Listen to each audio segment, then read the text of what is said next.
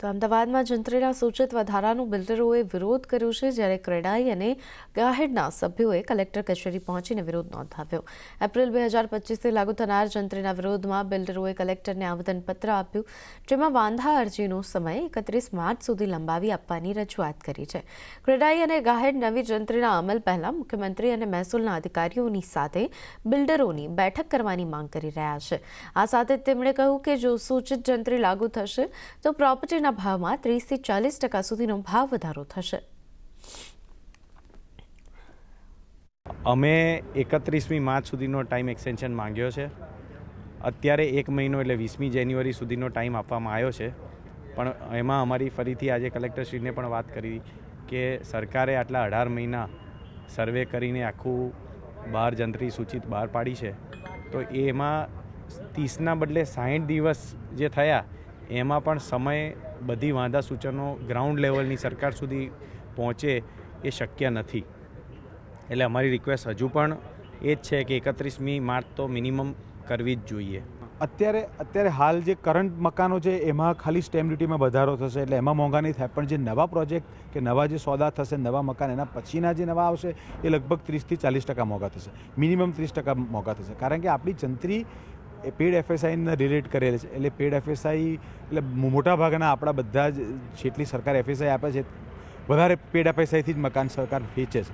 એટલે જ્યારે આવા કિસ્સાઓ થતા હોય ત્યારે એ પ્લાન પાસિંગની દરમિયાન અમારે એના પૈસા વધારે ચૂકવવા પડે. એટલે 40% એમાં વધારો સરકારે સીધો કરી દીધો છે.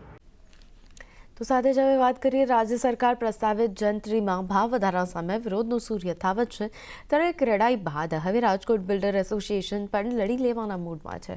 રાજકોટ બિલ્ડર એસોસિએશન અને તેની સાથે જોડાયેલા અન્ય એસોસિએશનના હોદ્દેદારો અને સભ્યોએ વિશાળ મૌન રેલી યોજી અને જંત્રીમાં સૂચિત ભાવ વધારાનો વિરોધ નોંધાવ્યો. બહુમાળી ભવન ચોકથી કલેક્ટર કચેરી સુધી મૌન રેલી યોજાઈ અને જેમાં 10,000થી વધુ લોકો જોડાયા. રેલી બાદ કલેક્ટરને આવેદનપત્ર આપવામાં આવ્યું, જેમાં અલગ 17 મુદ્દાઓ ટાંકવામાં આવ્યા છે. સરકારે નવી જંત્રીમાં સૂચવેલો ભાવ વધારો બાંધકામ ઉદ્યોગ માટે મરણતોલ સમાન હોવાની રજૂઆત પણ કરાઈ છે. તો કલેક્ટરે પણ કમિટીને મળનારા તમામ વાંધા અરજીઓ સરકાર સુધી પહોંચાડવામાં આવશે તેવી બાંહેધરી આપી હતી. 8 મહિનાથી કોઈ પણ જાતના કમ્પ્લીશન સર્ટિફિકેટ મળ્યા નથી. સાથોસાથ કોઈ પણ બિલ્ડિંગ પ્લાનની મંજૂરી પણ આપવામાં આવતી નથી. અને આ હજી સળગતો પ્રશ્ન હતો, એનાથી મોટો બોમ્બ ફોડ્યો છે સરકારે. અને જંત્રી વધારો જે કર્યો છે એ જંત્રી વધારો અસહ્ય છે. રાજકોટની પ્રજા કોઈ સંજોગોમાં ખમી શકે એમ નથી. નિર્ણય યોગ્ય હોય, લાગતું હોય કે યોગ્ય છે, તો પણ એના માટે સમય જરૂરી છે.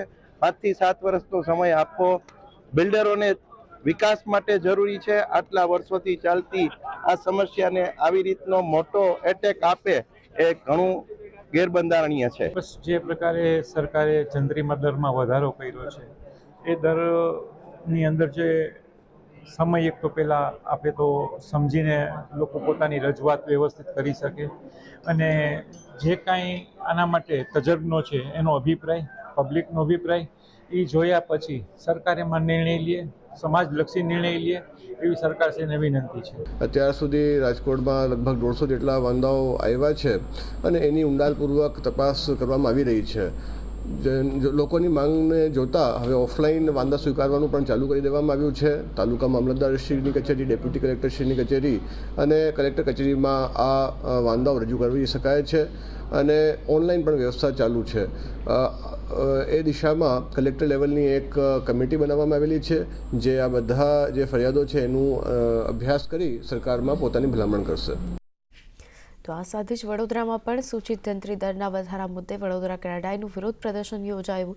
સયાજીનગર ગૃહ ખાતે એકઠા થઈને બિલ્ડર્સ અને ડેવલપર્સે કલેક્ટર કચેરી સુધી રેલી યોજી. તેમણે ચીમકી આપી છે કે આગામી સમયમાં સૂચિત જંત્રીના દર પરત નહીં ખેંચાય તો ઉગ્ર આંદોલન કરાશે. તો સૂચિત જંત્રીના કારણે બિલ્ડરો કેમ નારાજ છે અને આની રિયલ એસ્ટેટ સેક્ટર ઉપર શું અસર થશે તેની વિગતો લઈએ. સહયોગી ઝરના અલકંટી આપણી સાથે જોડાઈ ગયા છે. ઝરના, સૂચિત જંત્રીના દરથી રાજ્યના રિયલ એસ્ટેટ સેક્ટરને શું અસર થશે? જી, તો જે રીતે આપણે જોયું, સમગ્ર ગુજરાત રાજ્યમાં આજે સૂચિત જંત્રી સૂચવવામાં આવ્યો છે, જે ડ્રાફ્ટ આવ્યો છે નવા જંત્રીનો, એનો વિરોધ થતો આપણે જોઈ રહ્યા છે.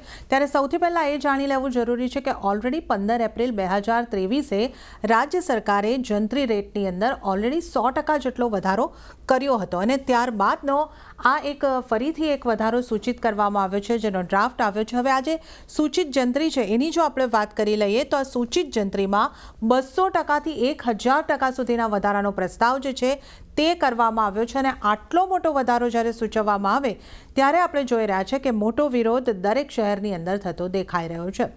તો જંત્રીમાં એપ્રિલ 2023 પહેલાંના દરથી 2000%ના વધારાનો આ જે પ્રસ્તાવ છે એ અહીંયા આગળથી આપવામાં આવ્યો છે. આ કઈ રીતે? તો આ અલગ અલગ વિસ્તાર પ્રમાણે અલગ અલગ જંત્રી રેટ અહીંયા આગળથી આ ડ્રાફ્ટની અંદર કે જે સૂચિત જંત્રી છે એની અંદર સૂચવવામાં આવ્યા છે. તો ઓપન પ્લોટ માટે અલગ અલગ વિસ્તાર પ્રમાણે આ વધારાનો પ્રસ્તાવ જે છે એ કરવામાં આવ્યો છે. નવી જંત્રીને લઈને ક્રીડાઈ, ગ્રાહેડ, બિલ્ડર એસોસિએશન જે છે, આ તમામ બિલ્ડર એસોસિએશન પોતાનો વિરોધ અહીંયા આગળથી નોંધાવી રહ્યા છે. તો ખાસ એ જાણી લેવું જોઈએ કે જંત્રીના સૂચિત દરને લાગુ કરતા પહેલાં મુખ્યમંત્રી અને મહેસૂલના અધિકારીઓ સાથે આ ડેવલપર એસોસિએશન જે છે એ એક ડેવલપર એસોસિએશનની બેઠક કરવામાં આવે એવી અહીંયા આગળથી માંગ કરતા આપણને દેખાઈ રહ્યા છે. આ જે ડ્રાફ્ટ રજૂ કરવામાં આવ્યો છે, જે સૂચિત દર અહીંયા આગળથી આપવામાં આવ્યો છે, એની સામે વાંધા અરજીનો સમય મર્યાદા છે એ અહીંયા આગળથી વધારવાની માંગ છે અને આ 31 માર્ચ સુધી લંબાવી આપવાની રજૂઆત જે છે એ ડેવલપર એસોસિએશન અહીંયા આગળથી કરતા દેખાઈ રહ્યા છે. તો હવે જાણી લેવું એ પણ જરૂરી છે કે કેમ આ માંગ કરવામાં આવી રહી છે. આ રીતનો જો સૂચિત જંત્રી જે આપવામાં આવી છે એ રીતની જો વધારી દેવામાં આવે તો કેવી અસર થઈ શકે છે એની જો આપણે વાત કરી લઈએ તો અહીંયા આગળથી આપણે જાણીએ છીએ કે બિલ્ડર્સ, ડેવલપર અને ખેડૂતો ઉપર આની ભારે અસર થવાની છે. કઈ રીતે અસર થવાની છે હવે એની જો આપણે અહીંયા આગળથી વાત કરી લઈએ તો ડેવલપર્સનું અહીંયા આગળથી કહેવું છે કે જે રીતનો ભાવ સૂચિત કરવામાં આવ્યો છે આવો ભાવ જો લાગુ કરવામાં આવશે તો ઘરની કિંમતો છે એ સીધી 30થી 40% વધતી દેખાઈ શકે છે. તો આ એક મોટું કારણ છે, મોટી અસર છે. અને ખાસ જાણી લેવું જોઈએ કે ભારતના ઇતિહાસમાં જંત્રીના ભાવમાં ઐતિહાસિક વધારો, જો આ વધારો કરવામાં આવે છે તો એ ચોક્કસપણે આ ગણવામાં આવશે. સૂચિત જંત્રી દરથી નવા જે પ્રોજેક્ટ છે એ અહીંયા આગળથી ડેવલપર્સ માટે કરવા અશક્ય બનશે, કારણ કે અહીંયા આગળ ગ્રાહકને સ્ટેમ્પ ડ્યુટી વધારે લાગવાની છે અને ડેવલપર્સને જે FSI છે, પ્રીમિયમ FSI લેવાની છે, એના રેટ સીધા વધી જવાના છે. એને કારણે આ એક જે છે ડેવલપર માટે અનવાયબલ પ્રોજેક્ટ બનતા દેખાઈ શકે છે. વધુ સ્ટેમ્પ ડ્યુટી અને FSIના દરની અસરની આપણે વાત કરી. હવે ખેડૂતોને જમીન જ્યારે વેચવી હશે ત્યારે પણ એમને મુશ્કેલી થશે. તો આ પણ એક જંત્રી રેટનો જો વધારવામાં આવે તો એની અસર છે. તો રિયલ એસ્ટેટ સેક્ટરને આટલા મોટા જંત્રી દરનો જો વધારો કરવામાં આવે તો ઘણી માઠી અસર પહોંચતી આપણને દેખાઈ શકે છે. અને આપને એ પણ જણાવી દઉં કે અમુક વિસ્તારમાં જંત્રીનો જે દર છે એ જમીનની અત્યારે જે કિંમત છે એના કરતાં પણ વધુ થઈ શકે છે.